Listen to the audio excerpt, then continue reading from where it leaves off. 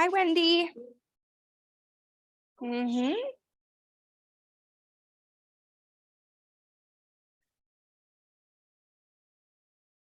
It's okay. Oh.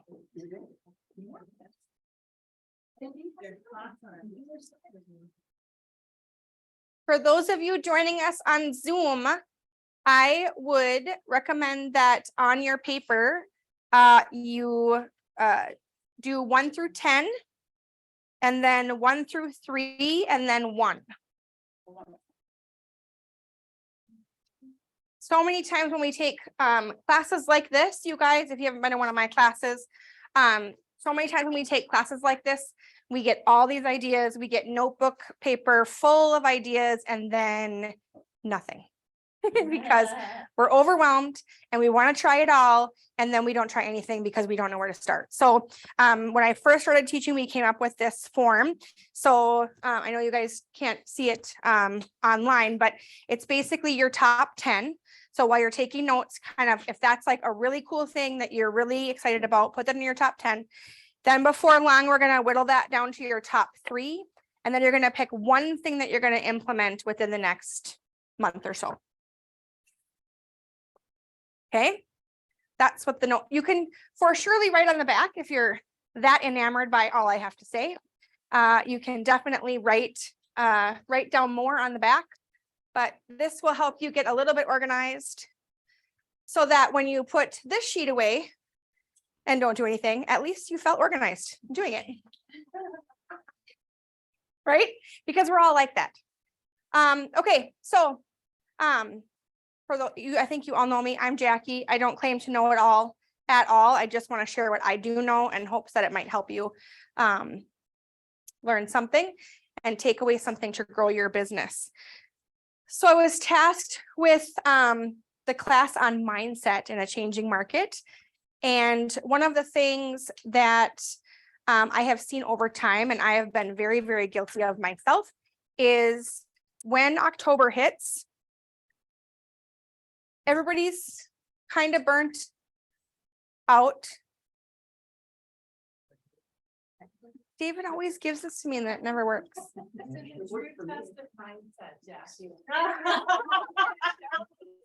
I can't get it to work. Can you get it to work? Make it work. Okay, so many of us get to this time of year, right? And we all feel like we have been run over by a train and then a truck and then a pack of wolves over the last few months, right? I mean, it's a hard thing, especially what we've all been through. So a lot of times what happens when we get to this point in the year, everybody's like, I'm good. I've got a couple closings in October. Like, I'm good. Then October comes and you're like, I'm just, market's slowing. We're good. Just going to put my feet up, enjoy Thanksgiving. Well, I think you should enjoy Thanksgiving. That leads into, well, I'm just going to enjoy Christmas. Mm-hmm. And by the time we all take the week after New Year's, because we're so fried from the holidays, it's the middle of January.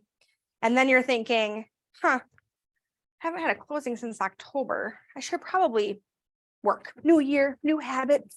I'm going to get myself going. And before you know it, it's the middle of February. And guess what? You're not getting paid until May.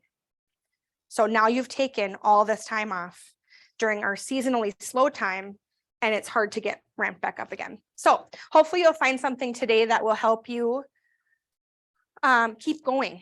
So I thought this quote was great. It says, when you look at people who are successful, you will find that they aren't the people who are motivated, but the ones who have consistency in their motivation. I think consistency is the key. I am not perfect at it, getting better every year at staying consistent so that your commissions and your business don't do that roller coaster. That's the goal. That's the key. So when I was sitting down to write this class, I wrote my class, and then we had something here, and Paul mentioned again his 8 platforms. And like with my Setting Yourself Apart class, of course, a lot of it overlaps. So both Paul and I have similar key things that we feel are really important to be successful. We may get there a different way, but the key components are similar. So we're going to talk about some of this stuff today when I go over my tips. So here are the 5 things that we're going to talk about. We're going to talk about focusing on your business, having a routine, a schedule or time block. Don't cringe. Time block makes me queasy. So schedule is what we use. Staying engaged, and then accountability. How many of you, raise your hand, how many of you are business owners? You all pass. Yes, you are all business owners. How many of you started off in this business as a realtor? Okay, how many of you over time realized that you were running a business? Right? For me, that's what did it.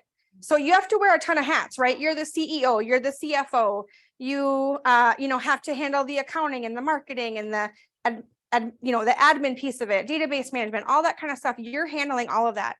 For me, it took me a long time. Now, I had 3 little kids, so I was a realtor.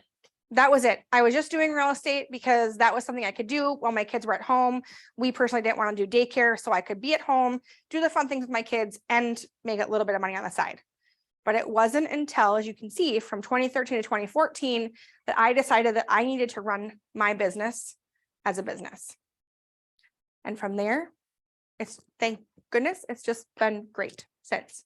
Once you get the mindset of you're running a business versus I'm just a realtor, things are going to change. But that also means that you have to run your business like a business, not, oh, somebody wants to go see a house. Okay, great. Oh, they want to, okay. No, there's so much more to it. And you really have to get in the mindset, especially now as we go into the seasonally slow time or as the market shifts, that there's things that you need to be working on as far as the business goes. Okay. So who knows the difference between working on your business, now that you're business owners, working on your business and working in your business? Anybody want to take a stab? Nobody? Sarah. So working on your business. Just so you know, if you're wrong, you have to leave. Okay. No, I'm just kidding. So in my perspective on your business is like getting your systems in place, making sure you get your consistency, planning, that kind of thing, like making the business itself like a outline. Mm-hmm. So, and then working in your business is like doing, like going Yeah, home. the day to day. Okay, Yeah. You don't have to leave. That was 100% correct. How many of you evaluate working on your business on a regular basis? Sherry, good.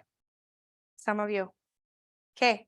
So that's the first thing we're going to talk about, because I think that's really important, and that's going to bleed into some of the other things that we're going to talk about. Oh, before I just stop me if you have questions or have something to add.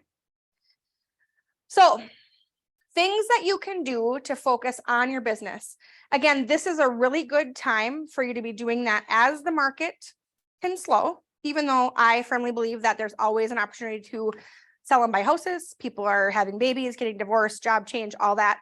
We do see a little bit of a slower market. It's really important that you are working on your business all the time, but this is a really, really good time as we go into fall to be working on your business even more. So one of the things that I have found important is to look at my next year, and establish my personal and work and family times. So we tend to get caught up in the chaos, right? And so if you have vacations planned or you have special events planned, I think right now is a really good time to sit and kind of map that out for next year. When are you taking vacations? What are you going to do for those vacations? Like, who are you? What's your plan then for those vacations? Like I personally have a senior, so June is going to be a little bit crazy. I also have a teammate who's decided to have a baby in the spring. So we're doubly going to get hit. Yeah. So we're working through, what does our spring look like? What does maternity leave look like? What does senior year spring look like? We're looking at that right now. Can I even go on spring break this year? Well, we have a senior, so we have to, but so we're working through all of that right now. We're not planning in February what we're doing in March, April, and May. We're looking at our calendars. We will be come November. As much as we like the freedom in this business to have our days be unscheduled. You really need to kind of put parameters on your daily and weekly routines. And we're going to talk more about that when we get to routines. I think it's really important that you set goals, both daily, weekly, quarterly, and yearly. This doesn't have to be transactional goals. Personally, when we do our business planning, and I know when we've done business planning here as well, we talk about a lot of different things. What does your faith look like? What does your fitness look like? What does your family look like? What does your business look like? So this is a really good time. And I know Paul and the team have some really cool things that they're going to be doing for business planning. I would really encourage that you take part in that. Even if you've done it 100 million times and don't need to know that you need 2 appointments to make your income work, there's really good things that come out of business planning. So I would really make sure that you put that on your calendar. I know they're putting together some really cool things. So that's a really great thing, but you should also be reviewing your goals. Don't set it and forget it. So personally, we need improvement in this area. We do talk a lot about our goals. We do a team business planning, but it's really good to set those goals and then review them from time to time and see where you're on track. Your marketing calendar, you've heard me preach this before, especially when Paul calls on me. Marketing calendar, Shelby and I sit down in November and we plan out our marketing calendar for the whole year. It is so freeing. That is not how I operate. I am very last minute. Oh, we have an event tonight. Sounds good. Let me see. What can I go do? Literally last minute. It has been so refreshing to know what's coming and then have a plan, even down to the, like, for example, we have our pie night coming up and we've already worked that backwards from, okay, pie night is this day. The pie deadline is this day. The last call email will go out this day. The text will go out this day. The original email will go out this day and the paper invites will go out this day. It's great. It's all on the calendar. It's on a whiteboard so that I can see it all the time and know kind of where we're at. It's so great to know when all that's coming. So I really encourage you, if a year is too overwhelming, start with 6 months, start with 3 months, plan your emails, plan your, if you're doing social media, you can put it on there. We don't, but that would be another thing that you could put on your marketing calendar. Plan those events, plan those pop buys, plan if you're doing a seller workshop or a buyer seminar, put all that on there. And then we don't always stick to it, but at least we kind of know the plan. For us, we plan out what we're mailing out for the whole year. That way we order supplies in time. I'm not having to rush something or, make something up at the drop of a hat because I forgot to order something. That was the old me. And now we have this marketing calendar. It's been a lifesaver. So I really encourage you to do that during this kind of downtime. Business planning, like I talked about, it definitely take advantage of the business planning that the brokerage puts on, and then continue to review the things that you do put in place. Like Sarah said, this is a really good time to refine your processes. If you don't have processes, now is a really good time to create them. If you don't know what that means, then talk to somebody, okay? There's plenty of us in here that can share our processes. So this would be something like when you get that phone call for a new listing, what happens? Do you have a plan? Or is it like, oh, well, I'll go see them. Then what? Oh, well, I guess I should write a contract. Like if you're not, you have to have a process. What comes next? A, B, C, D. This is a really, really good time during this time. All of this is going to shift your mindset to not being, it's very easy when you feel like you don't have anything to do to then not do anything. So if you're always working on your business, there's always something that you can be doing. You can always be refining your processes. You can always be setting goals, reviewing them. You can always be tweaking your marketing calendar. The goal is for you to stay in real estate all the time, because it's very easy to go, guess I don't have anything to do today. That's Monday. Then Tuesday, phone's not ringing. Guess I don't have anything to do today. Before you know it, the week is gone. And here you could have been working on a lot of these things to stay mindful of the market. Update your documents. So, we always say that you should have buyer and seller packets when you go on appointments. You should be leaving something with your people. this would be a really great time to look those over. Have things changed? Do you need to change things now that the market is changing? Do you not like something that was on there? Did something come up during a transaction that somebody commented? For us, we have emails that go out all the way down the line. So when somebody purchases a home, the first email that goes out is congratulations. Next up is trust funds and the home inspection. And then we go into detail about how to make that happen, who to call, what your options are. Once that's over, next step that goes out is, hey, next step is the appraisal. Here's how that works. Here's when we should hear, stuff like that. Then we send out a closing one, which is very in-depth. And we received a little bit of feedback this year that it was a little bit too much information. So that will be one that we'll be reviewing and going, okay, what do we need to do to this email to make it more customer friendly? So it's always a really good time to kind of update those. You know me, you should have a mission and values, have those changed. Look at your mission statement. Is that still who you are? Is that still how you're running your business? That's a really good time now to go, okay, and what did we do to fulfill the mission this last year? And what do we need to do next year to make sure that we're fulfilling our mission? Or has our mission changed? And then what? So really good times to update your documents. Update and review your CRM. So of course, all your people should be in some sort of CRM, whether that's a Google spreadsheet or OneSuite or Moxie or Top Producer or whatever one you want to use. Now is the time where you literally should be going through every single person, painfully going onto the MLS and seeing if they sold with somebody else. Okay.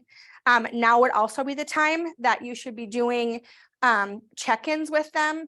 You know, did they have a baby? Did they change jobs? We just had a client event and found out that one of our clients got a divorce from the dad, who was also a client.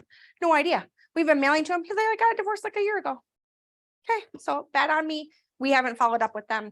So now would be a really good time to continue to work on your CRM, get those processes in order, and then of course, check in on those people and make additional notes. Do they have somebody graduating this year? Did the parent pass away? All that kind of stuff is a really good time to do right now.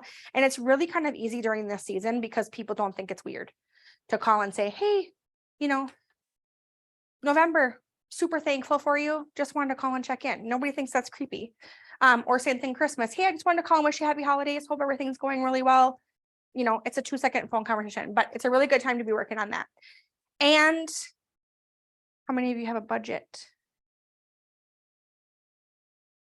Okay, now's a really good time to look back at your year, especially as the market shifts, to be looking at your business expenses. I bet you have quite a few things that you don't really need, would be my guess. Review your business expenses and set a budget for next year. So on that, there's numerous ways you can do that. But one of the things that we do that I could share is for when we budget, we have different accounts. So we have money that's set aside for taxes, which is fun. And then we have a marketing budget. We have an event budget, and then we have our everyday operating budget. So you can even take that further and break those things out versus just, here's my budget.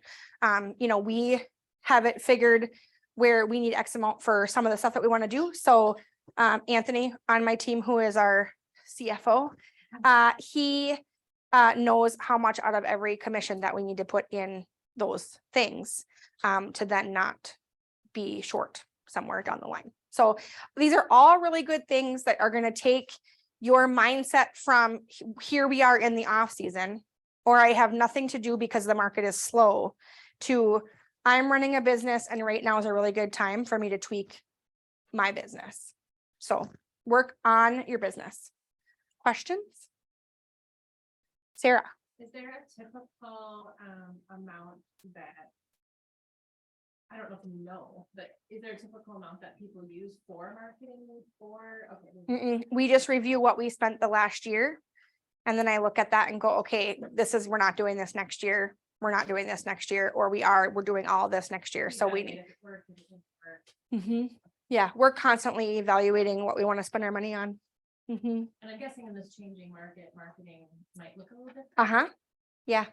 Yeah. So, and this year for sure, when we review our marketing budget, it will be different. So, because we did cut back in places too. And so then you look at that and go, okay, I'm not a big ROI person because I feel like for us, how we run our business is very, branding is how we spend a lot of money. So our marketing money, I mean, yes, we mail to people all the time, but our marketing money is the majority of it is like sponsorships and stuff like that. And, we'll see how that works, so I don't really like evaluate as far as like, oh, did I get a return on my investment on that? But we kind of look at and go, okay, we sponsored hockey, basketball, football, swimming, ambassador. We didn't do Ramsey Happy Days this year. Do we need to add that back in, or are we okay not having that in? And then we kind of budget from there. So I think everybody's marketing budget looks different just because everybody does things different, right? If you do a twins event, that's going to be way more expensive than if you do a brokerage event, right? I don't know what people put in for the Omets thing, but my guess is it was a little bit cheaper than if you rented a suite at the Twin Stadium. So everybody's marketing budget. That's why it's so important to do a marketing calendar, because then we go, okay, we have the Women in Business Craft and Vendor Fair, we have the boat, we have Pie Night, we have the pumpkin patch. We want to add in this one, and then we kind of go from there. We know what our past events cost. So then whatever we're going to add additionally, then we go, okay, so we need $20,000 in our marketing budget. And so then it's like, how much do we need to take out for that? So yeah, good question. But I think all of that's going to be different. Your taxes are going to be different depending on what you make and your tax bracket. I mean, I have a realtor friend who pays a gazillion dollars and we don't. And we make about the same money, but it's what her husband makes versus what mine. She's got less kids, all that. So I think all of that looks different. I think the best way to kind of get to your budget is reviewing what you've done in the past. I think that's the best way to set a budget personally. But I'm also married to a man who idolizes Dave Ramsey. So it's got me on a short leash. Told him if he takes away my Starbucks, we're going to have an issue. So yes, we could do better there. Quite honestly, we could do better in all of this. So just know that you're not alone. This is not a preachy, you should be. I looked at these and thought, how can I tell people to do this? Because we don't do this very well all the time either. And so but it is part of that. You get super busy in your business, and on your business goes away. Right. And so it's just really important now, especially if you have the time.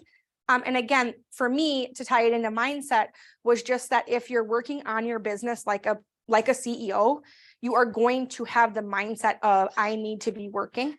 I need to be running my business like a business versus, okay, well, real estate's over for the next 6 months. Okay. And then it just catches up with us. So my whole goal in all of this is to try to help you get through this roller coaster so that come May, you're not like, I can't do this. Like, I'm not making any money. We're not making any money because you weren't working. Okay. And working doesn't have to be out showing houses. There's plenty of stuff to be doing to keep you in the business mindset. Questions? Okay. Next. Have a routine. Again, places that we could improve on. We are getting better. We took a definite mental health evaluation over the last couple of years, especially when COVID hit, and just really realized what we needed to be mentally healthy and have a good mindset in this business and in our day-to-day. And it's always changing. When I first decided that I wanted to run my business as a business, I personally decided that I needed to go in the office. I still had small kids, which meant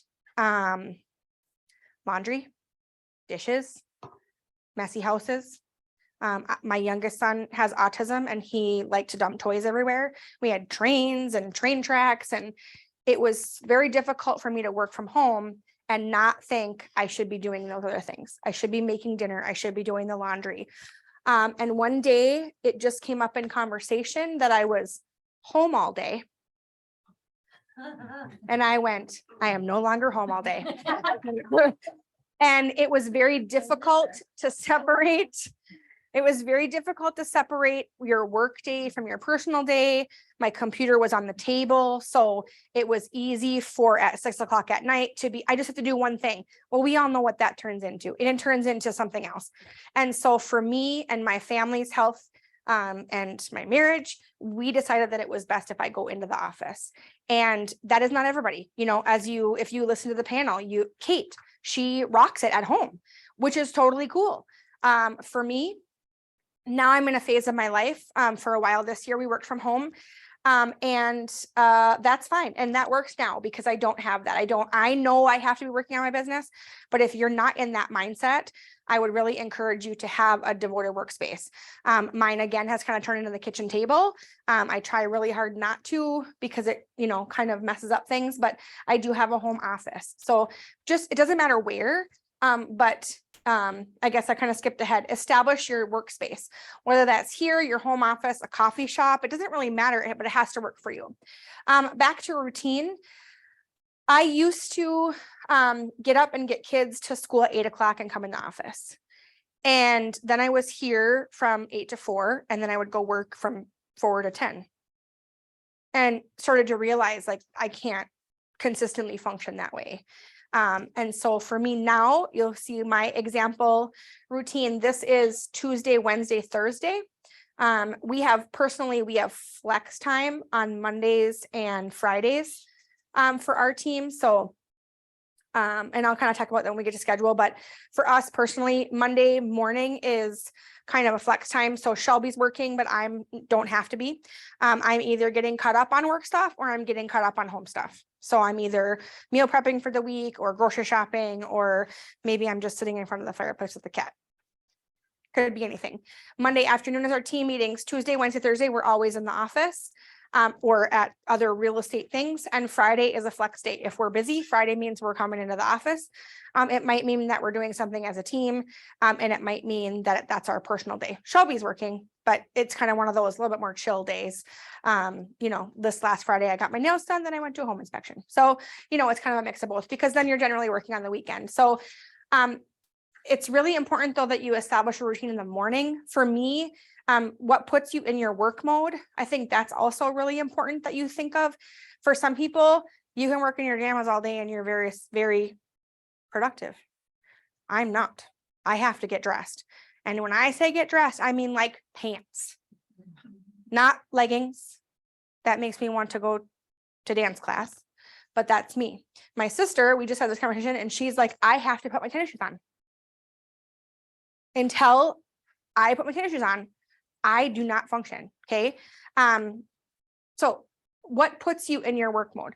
Is that picking up your coffee? Then it goes into your work mode. Is it getting to your desk? Is it, for me, getting dressed? So decide what triggers. I just read an article about how our mind actually triggers on some of those things that prepares us for work. So I think it's really important that you decide what puts you in work mode, and then that will help you get your day started, because it's really easy. Numerous days I'm like, crap, it's noon. I haven't gotten anything done. Well, here, I never got dressed. Didn't have anywhere to go. Never got dressed. Never got anything done. So for me, that's me. So here's my example of routine. Again, this is Tuesday, Wednesday, Thursday. I actually do have to get up and make lunches and take the kids to school on Mondays and some Fridays. But then I come home and do some quiet time. Then I have to go out and take care of the animals because now all the children work or go to school. So I have to take care of them. Shower, get dressed, get ready. I make a shake, make my lunch, get my coffee, as many of you know, and then I'm into the office or a meeting. So that's just an example. It doesn't have to be rigid. There are many days, like especially Fridays or Mondays, where I might not get dressed till noon, but I'm telling you, I don't get anything done as far as work goes. Okay, prioritize tasks, and then weekly, daily to-dos, checklist, calendar. So you all know me, we live and die by our calendar. It's not on the calendar. It doesn't exist because I forget, for one. So and I just my calendar, you wouldn't want to see it. It's very colorful. I also review my calendar on Sunday nights. That is my routine. My routine is that on Sunday nights, we sit down and go over the calendar.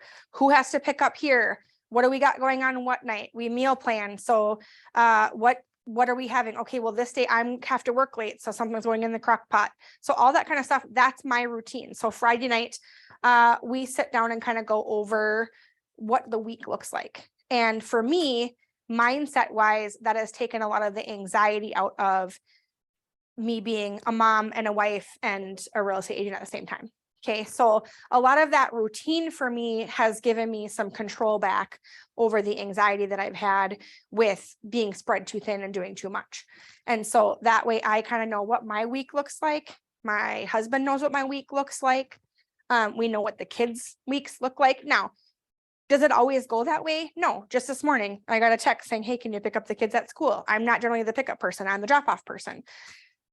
Yep. Okay, so it doesn't always, don't get stuck in, oh, a routine, like that's too constricting. A lot of us do this business for a reason. We like the flexibility of it. But a lot of these things, if you have them, make it go a little bit smoother, because we're always working in crisis, right? We're always working in chaos. And the real estate side of it is already messy, right? You can't control the phone call saying, hey, can I go look at houses right now? It's not going to fit in your routine. It's not going to fit in your schedule, but you're going to go look at houses. But if you can do some of the other things to have a clear mind when it comes to a lot of the external things that you can control, it makes the things that we can't control go a lot better. Questions? Schedule or time block, everybody's favorite. I know, right? We like this job because it's flexible. So you can have your time and you can have all of that. Again, establish personal work and family times. Set a work schedule. Like I said, for us, Mondays are that flex day. We have team meeting in Monday afternoon. Tuesday, Wednesday, Thursday is work days, and Fridays are flexible again. Plan that family time. I think that's really important for a good mindset, is to make sure that you're get in your workout.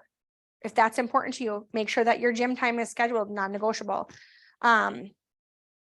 If you have vacations planned, make sure, that for me, I still have kids in activities. And so that is my non-negotiable. I don't miss a game for them. I haven't, and I won't. So put in those things, establish, what does that mean? What does your work schedule look like? Some are working full time. So then you have to find, okay, on Tuesday nights, I'm going to work on my business from 7 to 10. Okay. So establish some of those times. It really will help. Use your calendar. Doesn't have to be electronic. It can still be old school. That's okay. But use a calendar. Weekly, monthly, daily to-dos and checklists. Okay.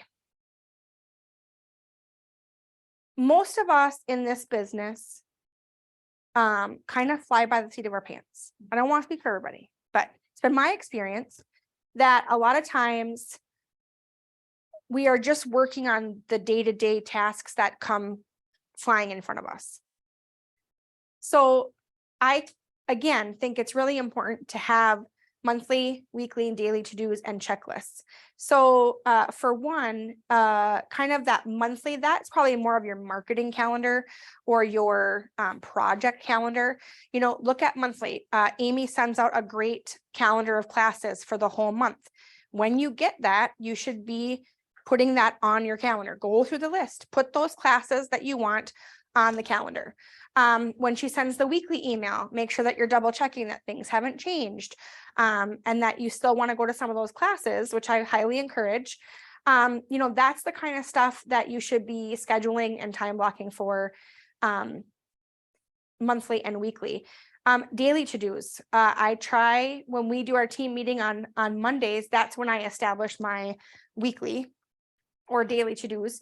And so that's, check in with this client, or this has to be done over here, or this has to go to the mail, or I'm supposed to be texting so-and-so. I was never a to-do list person. I thought I could retain it all right up here.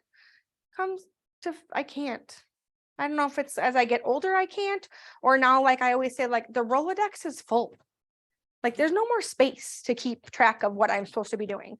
And so I think it's really important. And honestly, if I don't function with a list, I have to be reminded constantly that I'm supposed to be doing something. Your CRM can do this for you. So if you love your CRM, most of them have a dashboard that comes up that says send so-and-so a birthday card or make this phone call. So if that's your thing, use your CRM for that. Again, Google spreadsheet. If that's your CRM, make a note, put it in your calendar. Hey, I'm supposed to call so-and-so. So just make sure that you're utilizing some of those tools. I'll get to daily points of rhythm and making connections. And then of course, calendar. I don't know how many times I could have put calendar maybe on here. It looks like I put on here quite a few times. Again, your marketing calendar, that is part of your schedule. Again, I can't say enough about having a marketing calendar. And if you don't want to do the whole year, again, don't get freaked out by a year. Do 3 months. Sit down and do that. I also think it's important that you divide your work into categories and then schedule time for that. So most of us don't schedule time for lead generation because no one likes to do it, including me. Okay.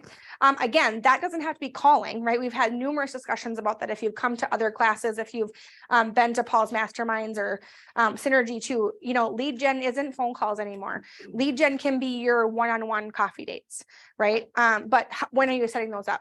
Some of them are going to just happen haphazardly, but you also have to have the lead gen where I'm going to call so-and-so. Okay. So schedule times to be working on your lead gen, schedule times to do client follow-up. I don't like paperwork, which is why I have Shelby. But if you don't have a Shelby, you're going to need to do paperwork. And for some people, that's not super fun. And so it's like a daunting task. And therefore it kind of gets pushed to the bottom. All of a sudden you have a closing or you get a sky slope review and you're missing a document. Okay. Make life easier, schedule some time, force yourself to do with paperwork and planning. So just that would be my 4 kind of categories. Is planning what comes next. That's your marketing calendar, stuff like that. Lead gen, client follow-up, paperwork. Questions? Okay. Nobody's writing, making me nervous. That's because you know all this, right? It's just a reminder to do Girl, it. I'm over here in Zoom land and I got about 4 pages. Carry on. Oh, good. Thanks, Andy. Okay, so daily points of rhythm and making connections. Oh, wait. Okay, I'll get to there. Don't worry. Okay, so here's helpful hints. Life-changing for me has been to set my phone to do not disturb. Mentally, it has been a game changer. So for me, I feel like we get so inundated with texts and emails and all that. We've also been trained that we need to respond right away. And they don't know that you're not working. They don't know that you're not sleeping at 9 o'clock. Some people go to bed at 9. I don't, but I'm also not up at 6:30 when someone sends me an email. Nobody knows that. Nobody knows that you're not next to your phone. Nobody knows that. So turn on your do not disturb because it's way too easy to answer those emails at 10:30. And usually they're not just one email. You're answering one, then it goes back or a text. Now, I'm usually on my phone, so it still comes through for me. If I really want to talk to that person, I will. I have my do not disturb that my kids can disturb me and my sisters can disturb me just in case something were to happen to somebody. But I highly recommend that you do that. And it actually says that right in my email as well, that I have certain hours that I'll be answering stuff like that. I think that's really a great way to protect your mind and have a good mindset. Otherwise, I feel like we work all day, every day. We're always accessible. We never really get a break because even though we can take a break from work, we're still attached to our phone. So highly recommend the do not disturb. Again, checklists, workflow systems. We have a great checklist for both listings and buy side that goes, okay, once we do the PA, then what happens, right? Then you have to schedule pictures, install a lockbox, do all that. Again, keeps you in that mindset of not forgetting stuff for one. So it doesn't make you crazy. Use your CRM. Again, even if that's a Google spreadsheet, I highly recommend. We personally use Moxie. I know David's a big fan of OneSuite. The room's probably divided. Some people use Moxie, some people use OneSuite, some people use something completely different. We use Buffini for our past clients. So I highly recommend getting a system that helps you stay organized.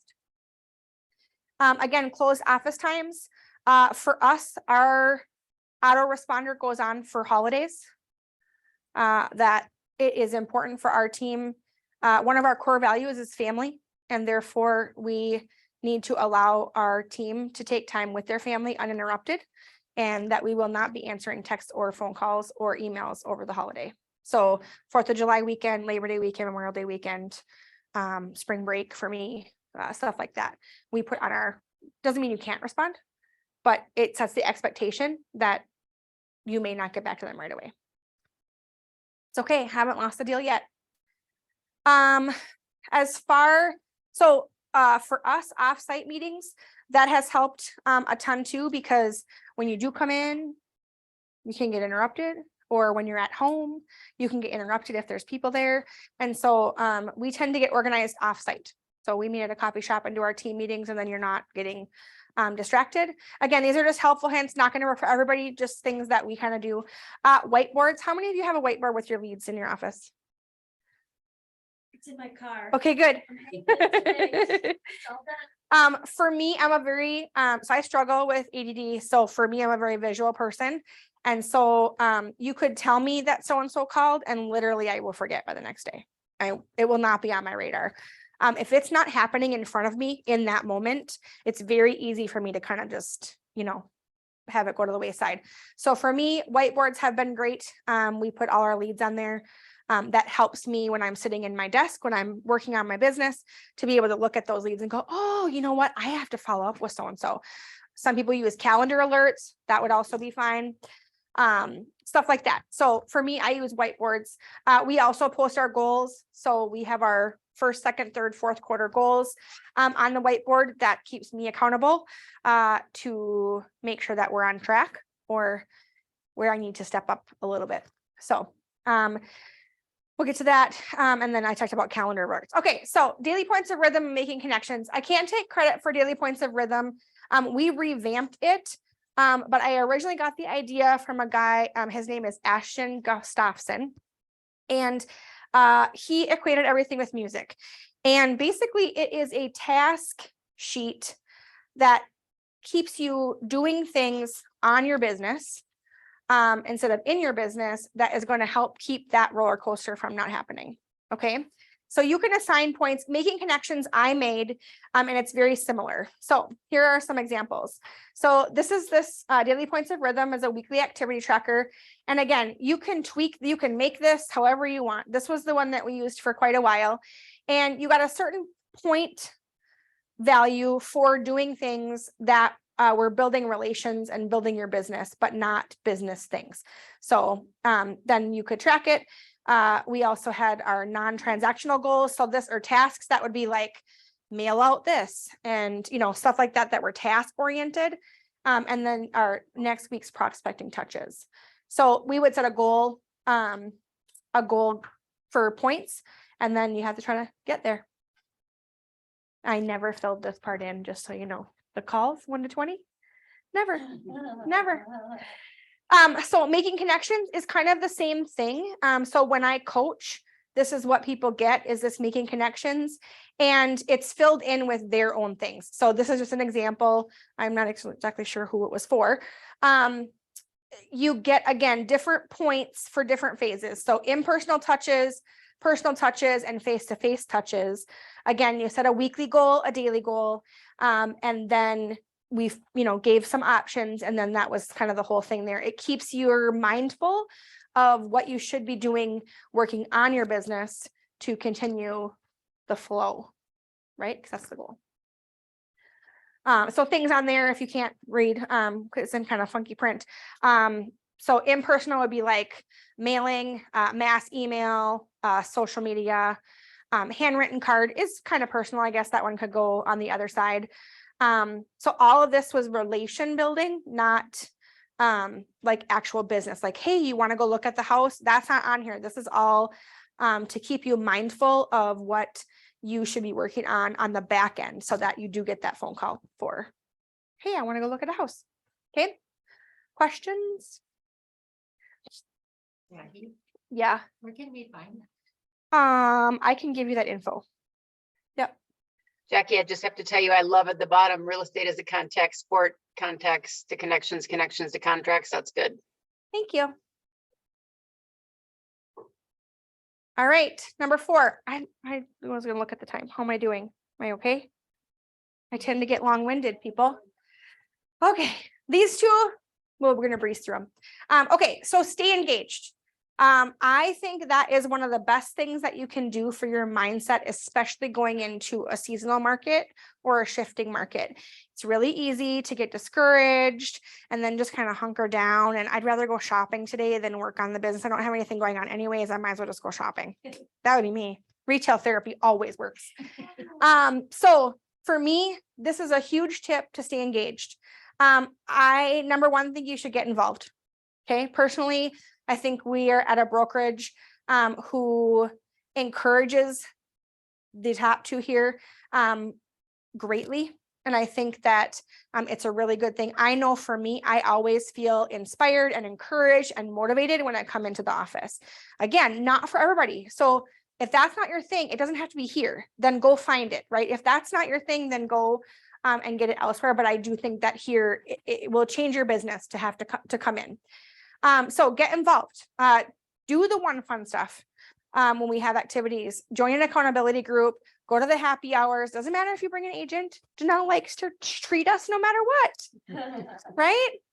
Come to the trainings, you guys. There's so much offered here. Okay. It doesn't matter if you're just starting or if you've been in the business forever. I always get something out of it. Always. If you can take away one thing from a training that you come to, you are coming out ahead. Plus, guess what? It keeps you in that mindset of work. Okay. So there's so many trainings here. Get coaching. There are people here that coach. You can sit with Paul. You can sit with Lynn. You can meet with Josh. You can meet with David. Okay. I coach. Like there are people that coach here that are willing to set you up for success. You have so many resources here. Okay. And then education. When there's a CE class, come and take it. Free. Oh, it's free. So, okay. I get so exacerbated about that topic right there. Okay. One-to-one meetings, or small group work sessions. You guys, we have a wealth of knowledge here in this office. Okay. You also don't have to just stick with ROG agents. I meet with other agents outside of here. Okay. I meet with one agent every other week. We go to breakfast or lunch, and she's a successful agent. I'm a successful agent. We have kids. Our kids all go to school together. We've been friends forever. Okay. I also meet up with like a small group, like, hey, let's go to lunch, right? So that is going to keep, because guess what you're going to talk about? You're going to talk about business. So that's super huge to keep yourself engaged and in the mindset of work. And positive, right? Yes, I know when we go to lunch, we talk about all the bad stuff, but we also talk about all the good stuff. So it's really important that you engage yourself in other professionals. Okay. Dive into books. I have a book list at the end. That's only a partial book list. Okay. I have many books. If you're looking for a book recommendation, I'm not talking about reading 50 Shades of Grey. I am talking about reading business development books, mindset books, stuff like that is really important to keep yourself engaged and inspired. I recently read Green Lights by Matthew McConaughey, not a business book per se, but really mindset oriented. So it doesn't necessarily have to be, I know plenty of people that read, Christian self-help books, like that's cool.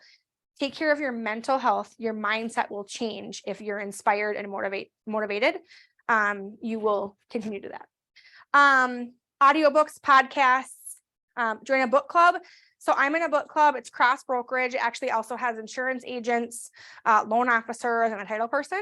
And it's all different brokerages, and it's great. And we're, I think, on our 8th book right now. And so that would be another great thing. It's great to get out. It starts my day and I'm ready. And I'm like, okay, I'm ready to kick it all day because of the inspiration that I get. So mindset for me, that's another huge thing. ROG Corporate has a ton of resources on the website. If you don't know how to get there, ask David. Other people, make sure that you're coming to Rick Jiha or watching it on Zoom. I don't know that everybody realizes what an asset he is, and that we get to do that as part of being here. Okay. For free. I first met him actually, when I worked for another brokerage, he came in and did our business planning. And I think he mentioned it last time, like the cost of him to come to do a speaking event is crazy. And we get him once a month, you guys. So I highly recommend that you take advantage of that kind of stuff. Again, other real estate agents, it's a mindset thing. It really is. I promise it will. The more you are engaged, the better mindset you're going to have, as long as you surround yourself with non-toxic people. Okay. Because that can happen. If your environment is toxic or your people are toxic, that's not going to help your mindset. So surround yourself with people that are going to help you stay engaged, stay inspired, and stay positive about the industry. Again, come into the office or other places working professionals. You can join business groups, BNI, Chamber of Commerce, Lions, Women of Today, whatever. Okay. It doesn't have, don't be like, oh, I have to only meet with real estate agents or lenders. Who wants to meet with a lender? Nobody. Free coffee, that's about it. But so join a group, spend time studying the industry news from trusted sources. This can be a slippery slope. So make sure that that's you're listening to positive and encouraging KTIS. No, just kidding. Positive and encouraging real estate news, not the media. Okay, that is something completely different. It is very easy. I'll never forget when COVID first hit. This girlfriend of mine in the industry, she called, and her brother at the time lived in California, and oh my gosh, you would thought the world was ending. It's very easy to get sucked into that. Okay. So make sure that you're surrounding yourself with people and products and things that are going to keep your mind healthy so that you can keep working.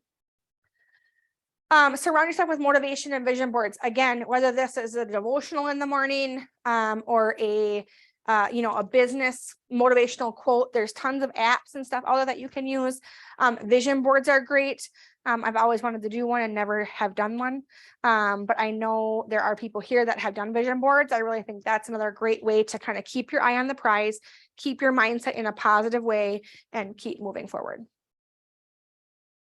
Question? Sarah. I would just say that there was a time like where they have so much to offer here that I had to balance it because it was so fun to just go and socialize and stuff, where I still had to time block all these fun things. Yeah. Because otherwise I would do that instead of working on Yes. my business. I get all these tips, but I wouldn't actually do it. Mm-hmm. So I mean, you guys are all fun, but there's a Yeah. time where you have Well, to. and now they make it so easy. So if you can't, as much as I love it when people come into the office and go to class, Yeah. if you can't, if you feel like that you can't, or that 1 week you can't or whatever, Amy posts them in social media and you can go rewatch everything. So, Terry. That's the thing too with that, being careful to listen to, what you were saying about the perception of the seasonal business and all that. I look at that as like a basketball game where you're 20 points up and there's 3 minutes left and you start softening up and the other team comes in to win at the end. Mhm. I look at that. Don't buy into the seasonalness of this business. I mean, I look at it as you're as good as your last closing. And if half of everyone that does what we do is softening up, that's when you should be ramping up Yeah. your efforts. Agreed. So much. And so, yeah. And it doesn't mean that you can't enjoy, like I enjoy the holidays. So don't take that as this, right? It's just that I went through many, many years where I was one of those agents where I used the softening of the seasonal market as an excuse to just not work then, right? And there's just so much that you could be doing during that time to set yourself apart, to do that. So I agree. Okay, last tip, accountability. Okay, so one of the things that changed my business, not only taking my business seriously as a business, but one of the things I did in doing that was join an accountability group. And the accountability group that I joined, were all people that were very similar. So we all had kids, family was a priority. We all did about the same relative business. We met bi-weekly and we set task goals. That was work for me. I'm going to mail out 100 CMAs. Like it was task oriented, not I'm gonna get another client. Okay. All these tasks though, then pushed us towards making, contracts. And so now that's not going to be for everybody. Some people, accountability groups is meeting up with a person that's going to tell you, you got to make more money or you got to close more deals. If that drives you, then do that, right? Everybody is driven by a different currency. So I do think, however, that an accountability group is a really great thing. Again, some people like, when we heard on the panel, it's not for everybody. Personally, I think you have to be accountable to somebody, whether that's your mate or your kids. Sometimes I look at accountability and go, okay, my kids really love to travel and I need to make X amount in order for us to afford to travel. Because again, I'm married to somebody who idolizes Dave Ramsey. So if we don't have the money, we don't go. Okay. And so for me, sometimes my family is the person I'm accountable to. Okay. Can we afford food? Right. And so all these things are going to help you be accountable. So kind of pick your thing. But for me, I love accountability groups. We had one here, some of the ladies, I thought that was really great too. It just keeps you, it's like the Weight Watchers thing, right? I mean, a lot of people that go on a weight loss journey that have to be accountable to somebody or a workout journey, you don't want to call that person and be like, I don't want to go on a walk today. You don't want to go on a walk today, but you're gonna, because you don't want to call that person and say, I don't want to go on a walk today. So it's the same kind of thing when you're dealing with real estate. And again, I also think accountability groups are good because I've had more than one person in an accountability group for me pull me out of a negative point. Okay. My accountability group, when I was at a different brokerage, the first one I was talking about, I was like, this business can literally eat your soul. Right. We've all had those days where you're literally like, I do not want to do this anymore. And sure enough, it was a day where I had an accountability meeting and I went, and by the end of it, I was like, screw them. I'm good. I'm going. So I really think it's just important to have those people in your life to pull you out when you are at that point. Right. So surround yourself with people, fellow agents, teammates. For me, I'm accountable to my team. So that puts a little bit of added pressure there. But find a fellow agent that you want to, be vulnerable with and tell them all the things that you want to accomplish and have them hold you accountable a little bit, or at least check in, right? It doesn't have to be this, ooh, I'm going to punish you. I'm going to, just check in. Hey, how's business going? How are you doing? How are the kids? How are you handling all this? It's really good to surround yourself with good people. Get a business coach, have a business partner. So, or a mentor, other business owners. I used to have a one-on-one once a month with another business owner, not real estate related at all whatsoever. But she was a business owner. I'm a business owner. So we met, we talked all about business, and it was a great thing to kind of keep us both encouraged. Okay. So in that mindset, and again, your family. Questions? All right. So again, this is all to help you kind of stay with a healthy mindset of working on your business and eliminating some discouragement and regaining your focus so that you don't have those up and downs. Okay. So focus on your business, have a routine, create that schedule or time block, stay engaged, and accountability. You break it. There we go. All right. So here are some of my books I thought were good around this topic. Again, if you've read them all, feel free to come and chat with me if you're looking for a book recommendation. I have got a ton. 7 Levels. If you have not read 7 Levels of Communication, that should be your number one. Okay. I've read it 4 or 5 times. You should just read it. Just read it. Okay. Oh, that's supposed to say 7, not the and. 7 Habits of Highly Effective People. Again, that kind of ties in. Atomic Habits, some of you have read, I know, with me. And so that's also a good one when it talks about habits and schedule and routine and all that. Oh, Miracle Morning was supposed to be on here as well. Miracle Morning is another one to talk about when it talks about routine and mindset and all of that. That's another really good one. A Ride of a Lifetime is actually the story of Bob Iger. He was the Walt Disney CEO. And I could not put that book down. It was very good. Actually, I could not stop listening to the book. It talks about from when he was this nothing at ABC and worked his way all the way up. And so it kind of talks about some of the things that we talked about today. 5 Second Rule is by Mel Robbins. That is another good one about just doing it. So that's a good one. And then the last one there, You're a Badass. I think it's Jen Sincero. Okay, so in the end, keep swimming. Okay, success is the sum of small efforts repeated day in and day out. So just remember to keep working on your business. Okay, keep in that mindset of positivity and kind of keeping going here through the seasonally to the end of the basketball game. I'm going to use that analogy now, Terry. Okay, any questions?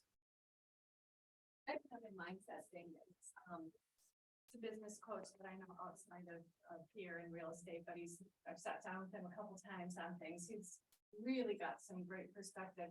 He's having this event on October 3rd from 10 to 12, and it's via Zoom, and he's offering it free.